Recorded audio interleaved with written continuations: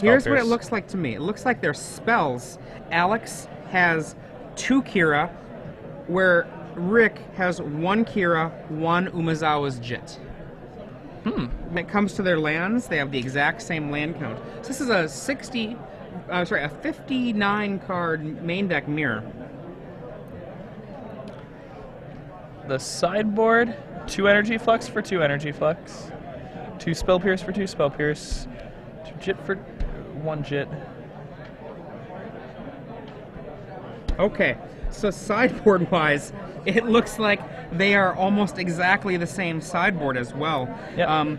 Alex has 1 Sower of Temptation and 2 Umezawa's Jit, and it looks like Rick Chong has 2 Tormod's Crypts and 1 Umezawa's Jit in that position. So what we're basically talking about here is, what is that, 1, 2, 3 cards, 72 out of 75, with 1 card being in the main deck for Rick Chong, that's in the sideboard for Alex Bertoncini. Yeah, so this should be a mirror match. This is a mirror. And an almost exact mirror. I mean, were I Rick, unless I viewed myself as deeply experienced with this matchup, I would already know what Alex is playing, even if I hadn't talked to him today. Oh yeah, and I'm sure he got this list from, like, this is... I just would not be excited to be playing against Alex, even if I felt really good about my own skills with Merfolk. Yeah.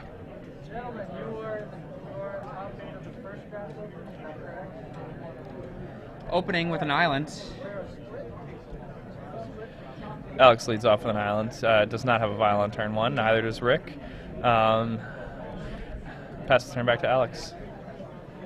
Rick's on turn 2. Pondering his options. Both these players are He'll currently go with 5 a now. Curse Catcher. He'll play another land and he'll pass. I think he...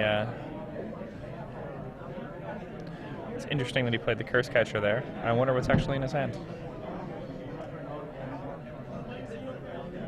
Curse Catcher versus Coral Helm Commander. Gets dazed.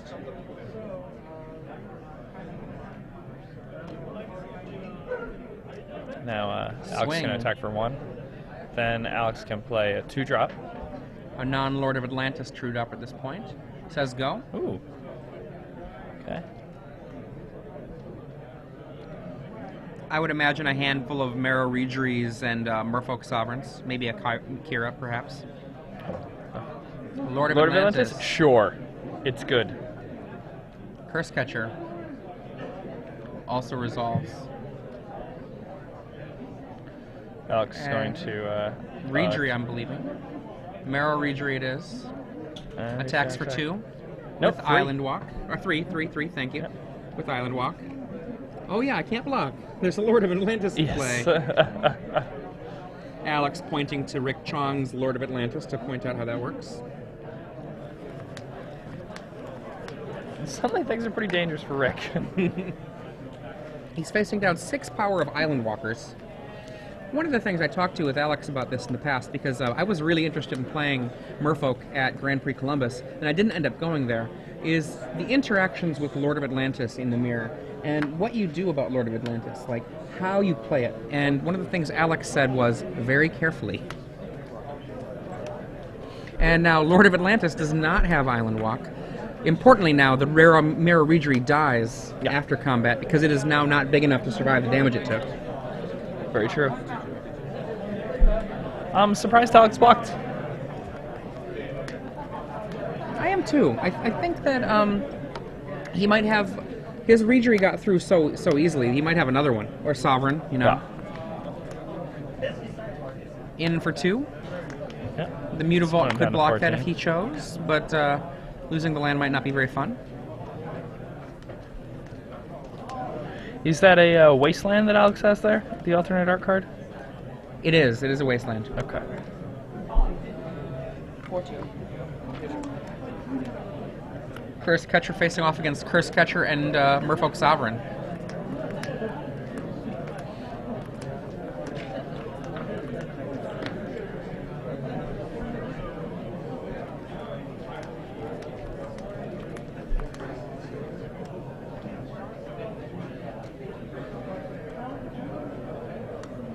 Down comes a Merfolk Sovereign from the other side. So now we've got mirror on the board, 3 islands, Merfolk Sovereign, and a Curse Catcher on both sides. And to that, Rick Chong adds a Mutavault. Yeah, Alex lays a second Merfolk Sovereign, now making his team a team of 3/3s. I believe Alex has a Forcible in his hand. I'm not sure if he has a blue card to go with it. If not, then he probably has a land, so he can play the 5th land for Force backup next turn.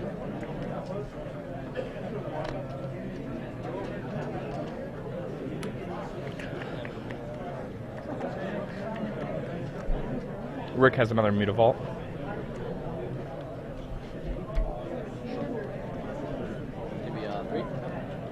And attack for 3 with that. Yeah, playing my list, huh? I'm sorry? Plays a Mishra's Factory and passes the turn. Good stuff. Did you? Yeah. Now, Alex is probably just going to bash. It's,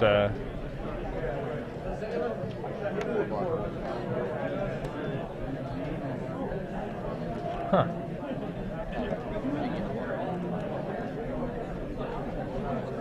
Three, 2, 5. Tax is going down to 5.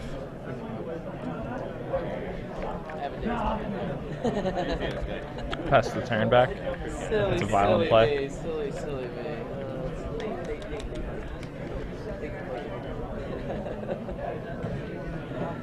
Oh, I'm stupid. I borrow one of these legs. Now, Woo, boy, am I stupid. Rick's still got pretty much full grip here. Both players have a good deal of cards. Against the best of the best, sir. Watch out. The Vial is a pretty poor draw for Alex. Yeah, I was there, going to say that but Vial is coming to the party really late. You still put it out there unless you want to use it as a bluff bait, because you can get some value out of it in a couple of turns, which the game may last. If something were to happen, like a Lawan were to mystically come into Rick Chong's hand from the sideboard, then those Merfolk Sovereigns wouldn't be making the game so rough at this point for Rick. We got a Silver Gilad up, cast the hard way. And that's that. and that'll do it. Yeah, You should have known I had it. the days is good enough.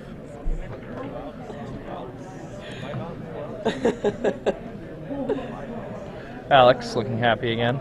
So stupid. What it must be like to be Alex's mood, the roller coaster ride. Look at that. A little chuckle. I'm not sure he still has it, but he's been walking around most of the day with a flower. That Yeah. Last round he destroyed it. he because destroyed lost, the flower? Yeah. That's sad. Yeah. Oh boy, oh boy. Now, post board, they both have Lawan. They both only have 2 copies of Lawan, so it's kind of a race to draw it in many ways. The Jit is very powerful post board for both of these players. So Sower of Temptation. A card Alex's like deck is slightly better post board, like, but by one card. By one card. By one card. And I think Rick's deck was slightly better game 1. Yes, by one card. By one card. Now- I'd say whoever wins or whoever gets to play first is certainly the advantaged player in Yeah. this game. Their decks are going to be just about identical. What do you do about your sideboarding here? I would probably go take out 1 Spell Pierce, take out 2 Kira, and find room for 1 more card to go away for 2 Jit, 2 Lawan, and then you still need a Sower, so there's still 2 more cards that should go.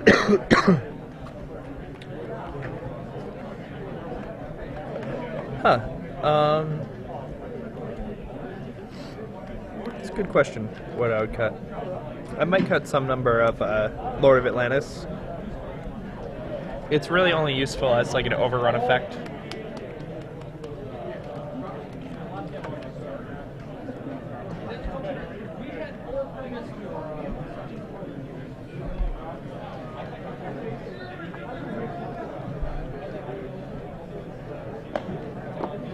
Now, So one of the things I think that's actually really relevant to this game is going first typically is one of those things where getting the Aether Vial in play outside of the range of a daze can make a huge difference. Whereas, as we saw happen in the previous match, where it was Cephalid Breakfast versus Wizards, when that Aether Vial got into play, suddenly the ability of the other blue deck to interact just kind of fell apart. That's like one of, I think, the biggest elements of this match on one valence. The other valence being who's got the Lords. yeah. I've always thought of this match as like a Lord fight. And Sower is huge in a Lord fight because it takes a Lord. Yeah. You go -1, I go +1, so it's +2 Lords basically in a Lord fight. With the Aether Vial as a means of fighting the Lord fight, it's getting your Lords past the dazes and forcibles of the opponent. 22 more to go, dude.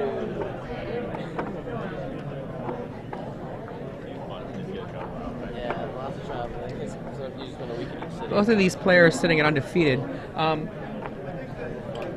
And now, How many no, these players are actually X and 1 right now. These players are playing Merfolk. It's one of the most well-established decks in the format. Absolutely. It's reasonable to assume that the top 8 will have, some representation of Merfolk. Regardless of how well the Merfolk and Kamala decks do, people don't seem to pick up Lavamancers as often as they really should. This is one of the reasons I really like Ben Weinberg's version of Counterbalance that he's been playing with Grim Lavamancers in a control deck in the main. Just respecting the ability of a deck like Merfolk to put down a clock that is just monstrous. We've got 216 people here, so if that's 8 rounds, one of these people winning, that would allow them to go draw, and get in. Oh, yeah. Well, no. These people are X and 1. Oh, they're X and 1? Yes. Oh, okay. I was misinformed then. I'm sorry about that.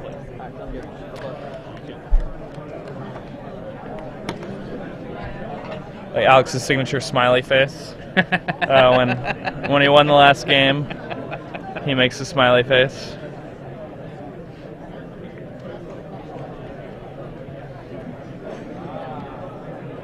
I have had the joy of playing against Alex a few times.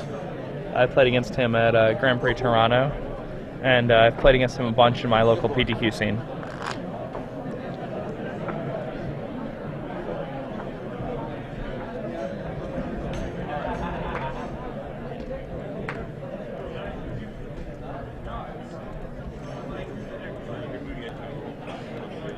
Sorry, what?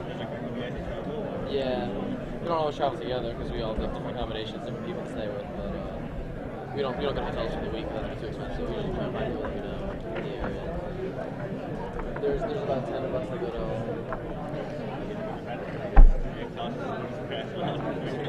Couch warriors. Find a couch to crash. What? Like options. Okay. A smiling-faced Alex Bertoncini. Closet. Shuffle, shuffle, shuffle, shuffle. What? Sleeping bag. Actual like a hiker going. Now, Let's try again. See what happens this going second down to time 6 around. cards.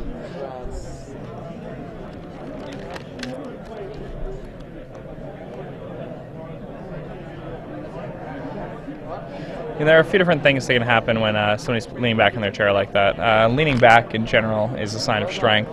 But in some senses, sometimes when your opponent's down a game and you see them leaning back and they start like perhaps looking away, doing things like that, if they're looking away from the table and trying to just not pay attention to you, that often means that they're particularly strong. But if they're distant in a way that seems though they've literally lost interest, it means that they've resigned themselves to a loss. So One of the it's things important about to make those distinctions. One of the things about tells is that if you can't read too much into it against a player that knows about tells, because then they can just play it against you. Yeah. Now we have Rick Chong opening up with the turn 1 Curse Catcher, and Alex Bertoncini coming back with the turn 1 Aether Vial. Second island, I believe, there for Rick Chong as well. Ooh, Rick has a Jit for turn 2. Let's see if Alex has the days in Ouch. hand. He may even want to go ahead and force this if he has it. Yeah. So Alex will drop down to 18 from that force. And Put the a Curse counter on Catcher that, gets vial. the Umezawa's Jit into play. And Alex plays a Jit of his own to kill the Jit. Jit v Jit, the old Legend rule wouldn't have let him play it, but it's been about 12 years, I think, since that's the case. These days, they just crash into each other and break each other up. Yeah. The new Legend rules are much better. Definitely excellent. Much better. I don't miss those days when it was the other way around. And now we have a SCGLA Adept revealing a Lord of Atlantis. Gets a draw. Now, Lord of Atlantis is one of those cards that, like I said before, I feel like it's more of an overrun type effect when you're looking at the mirror match than it is like an actual, board state. That was Alex's contention, essentially that you can't try to play the Lord except for as this is the final big turn, because it can too easily get away from you. Mm-hmm. And the Lord itself can't really attack for any real value. Yeah, I mean, it doesn't give itself the island walk, so when you play the Lord, you're putting yourself at a pretty big disadvantage. Ooh, Rick plays a Lawan, and that's about as good as cards get in this mirror match. Then, to be fair, Aether Vial will slowly let him push through that. And there it is. We've got a leveled to level 4 Coral Helm Commander. Is that correct?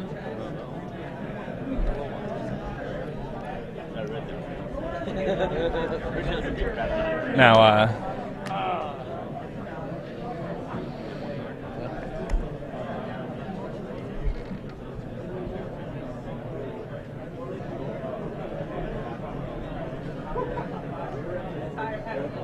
and here's a Lord of Atlantis pushing for the end game. Rick attacks for 3 Island Walk. Wastelands Mutavault. Lays an Aether Vial. The Aether Vial being a very tepid card at this point for Rick. Yeah, I mean, at this point, Rick has kind of just taken over the game. He's developed very well. He has a Lord in play, even if it is a Lord for Alex's creatures. It's going to allow his Lawan and his SCGLA Adept to attack through anything Alex has. And with the life advantage he has and the board presence advantage he has, along with the Lawin, it's going to be very difficult for Alex to get back into this game, even with the Vial. I'm not sure if I agree with you, because his Coral Helm Commander is dealing 5. His opponent can come back for 6. And yes, that means that's a 3-turn clock right now for Alex. He doesn't attack because he doesn't want to have the Lord of Atlantis come in, which kind of says to me that he does not have a reasonable creature that he can activate the Vial with. Yep.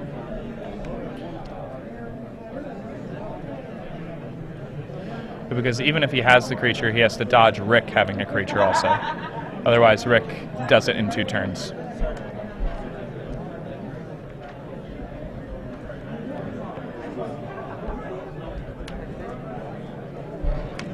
Into play comes SCGLA Adept.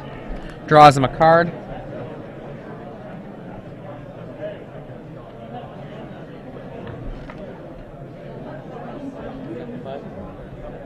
Now remember, Lawan is not a merfolk, so Lawan is effectively held back.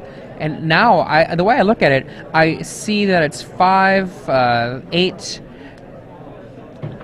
9 damage that Alex can attack with Island Walk, compared to, on the other side of the table, only 3 Island Walk damage that can be attacked with via Rick Chong.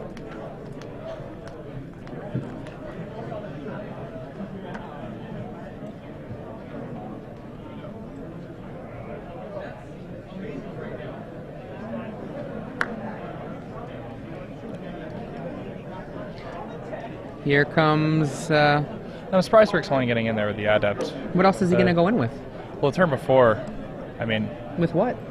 Like, he can't attack with the Lord of Atlantis without losing it. The Lawan also gets crashed into the Coral Helm Commander.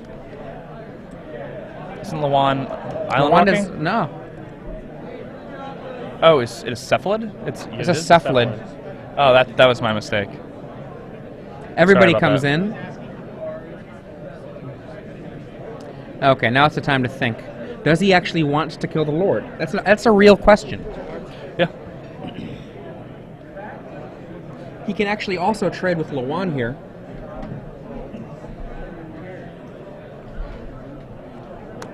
He decides to go for the Lord of Atlantis. Now, his Silver Gallade survives the initial combat with the Lord, and then once the Lord goes away, dies. Yes. And this well, does... no, it's a 2-1. No, he's got his Coral Helm Commander. Oh, the Coral so, Commander's yeah. leveled up too. Yeah. The math with Merfolk is really hinky. Yeah. It's hard to see also on the screen, so you end up with confusing combat situations. And he's at a position where... Does he have a Mutavault or anything like that at all, or no? I mean, I'm talking about Rick Chong. Is it all islands?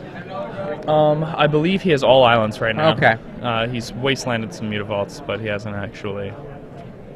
$10 draft number 3 going up to the main event stage, please. Alex Bertoncini marking his Coral Helm Commander, making it clear that it's a 4. I like these little gems he has to denote that. And there's a Mutavault. Alex puts his Aether Vial to 4. It can now make a Sower or a Lawan of his own. I think that Sower is pretty good here. Doctor. Yeah, I mean. Meanwhile, on the other side of the table, is that Aether Vial? What's the count on that Aether Vial right now for Rick Chong? I believe it's on 3.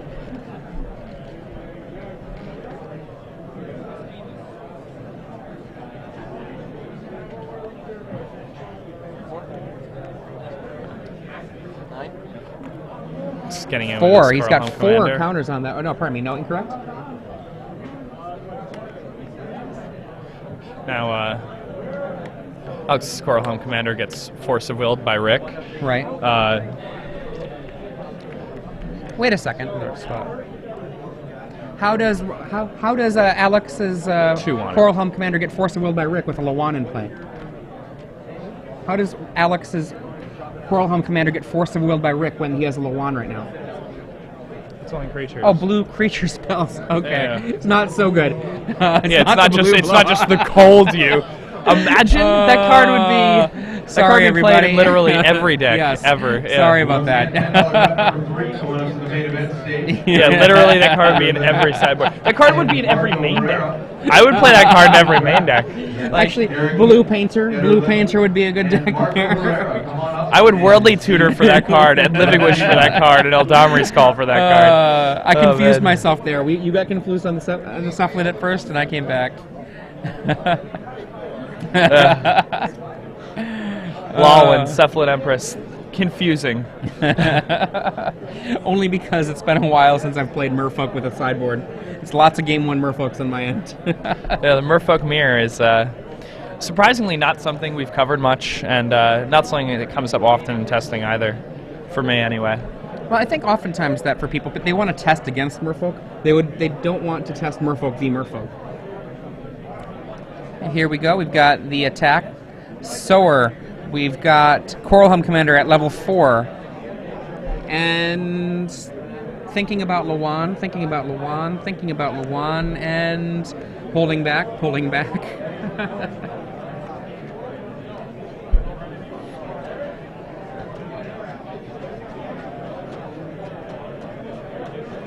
Okay, now, it's just the Sower now. Okay. That seems to make a little more sense. He's playing a very safe game here. He's playing around Vial dropping something into play, and then Rick having another Lord for his own turn. And both fly. Now it's just the Coral Helm Commander coming in for 4. 5/5. This does threaten a kill for the next turn. Yep. And attacking with the Sower would not, so it seems like it's just better to attack with this guy. If Rick does have some big play, he can always Rick just scoops it up. Yeah, Rick packs it in, and Alex is now undefeated at 6-0. Right. Or no, 5-1. Remember? Oh, 5-1. Yeah, 5-1. You're right. So we have